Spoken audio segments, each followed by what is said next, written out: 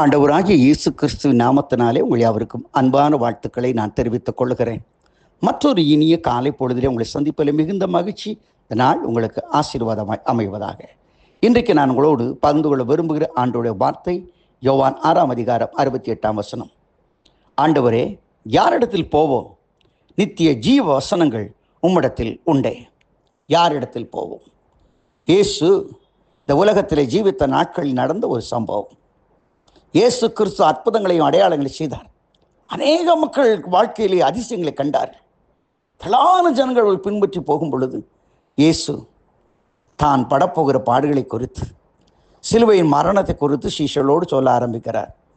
ஏதோ அப்பம் கிடைக்குது, அற்புதம் நடக்குதுன்னு ஓடி வராதிங்கப்பா, இது நான் சிலுவையை சுமக்கிற நாட்கள் நெருங்கி விட்டேன் என்று சொல்லும் பொழுது அநேகர் அது முதற்கொண்டு அவரை விட்டு பின்வாங்கி போய்விட்டார்களாம். அவர் பின்தொடர்ந்து செல்வதை நிறுத்தி விட்டார்களாம். பார்க்கிற திரளான ஜனங்கள் வந்தார்களே, இப்படி ஒருவரையும் காணவில்லையே. சீஷர்களை பார்த்து கேட்கிறார், நீங்களும் போய்விட மனதாக இருக்கிறீர்களோ? பேதுரு சொல்கிறார், ஆண்டவரே, யாரிடத்தில் போவோம்? யாரிடத்தில் போவோம்? வாழ்க்கையில் ஒரு வேளை நம்முடைய நிலைமை அப்படி இருக்கலாம். யாரிடத்தில் போவோம்? காலை வேளையில் ஆரம்பித்த பொழுது உங்கள் சோக கதைகளை சொல்ல யாரிடத்தில் போவோம்? எங்கள் தேவைகளை சொல்ல எங்கே போவோம்? எங்களுடைய பிரச்சனைகளை பேச எங்கே போவோம்? மனம் நொந்து போய் இருக்கிறீர்களோ? இன்றைக்கு ஆண்டவங்களோடு பேச விரும்புகிறார். நமக்கு ஒரு நல்ல தெய்வம் உண்டு அருமையானவர்களே. அன்றைக்கு அடிமை பெண்ணாகிய ஆகாருடைய வாழ்க்கையை யோசித்து பாருங்கள். தன்னுடைய நாச்சியாருடைய சொல்லை கேட்டு ஆபிரகாமுக்கு மனைவியாக நியமிக்கப்பட்ட ஒரு வாழ்க்கை வாழ்ந்து கர்ப்பமுற்று இருக்கிறாள். ஆனால் நாச்சியார் கொடுமைப்படுத்த ஆரம்பித்து விட்டாள். துயரம் தாங்காமல் ஓடுகிறாள். வாழ்க்கை மிகவும் பயங்கரமாகிறது. எங்கே ஓடுவேன்? எப்படி வாழ்வேன்? யார் எனக்கு உதவி செய்ய முடியும்? வானத்தின் ஒரு சத்தம், ஆகாரே, நீ எங்கே போகிறாய்? எங்கே போகிறாய்?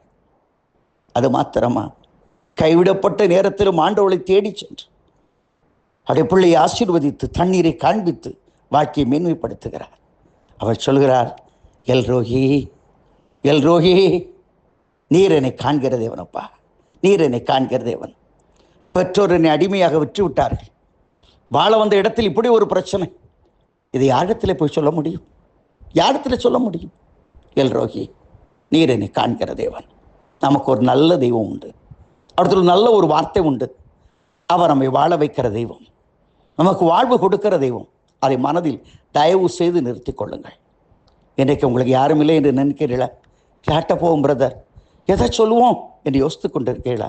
தயவு செய்து உங்களை நேசிக்கிற ஒருவர் உண்டு. அவர் தான் என் ஆண்டவராய் இயேசு கிறிஸ்து.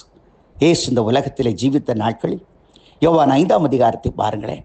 ஒரு அற்புதமான சம்பவம் நடைபெறுகிறது. அங்கே பெதஸ்தா என்கிற குளச்சண்டையில் நிறைய வியாதிஸ்தர்கள் இருக்கிறார்கள். ஒரு 38 வருஷமாய் படுத்த படுக்கையாய் இருக்கிறார். இயேசு அவனிடத்துல போய், ஐயா, சுகமாக வேண்டும் என்று விரும்புகிறாயா? அவன் அழுது விட்டான். ஆண்டவரே, எனக்கு அந்த ஆசை ரொம்ப நாளாக இருக்குது, ஆனால் உதவி செய்ய யாருமே இல்லையே, என்னை தூக்கிவிட யாருமே இல்லை. அதுதான் உலகம்.